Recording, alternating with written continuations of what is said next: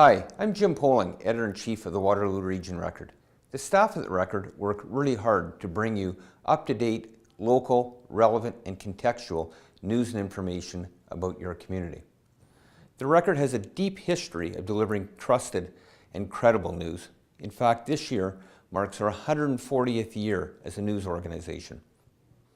In order to continue that tradition of trusted and credible news, we're making some changes to the paper and to our online website. Starting Tuesday, the Record is going to a 4-section newspaper with all your local news in the first section. That means starting with page 1, all the news that affects how you work, live, and play is going first.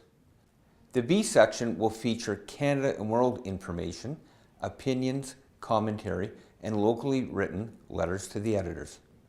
Each content section, sports, business, arts, and life, will feature stories from our award-winning journalists.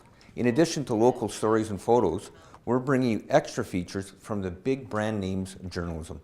We have special stories and photos from Torstar, the Canadian Press, New York Times, Washington Post, Wall Street Journal, and for beauty and fashion aficionados, content from the highly acclaimed The Kit. The Record has been with you for 140 years, and we are committed to serving you online and in print. At The Record, we put you first. For On the Record, I'm Jim Poling.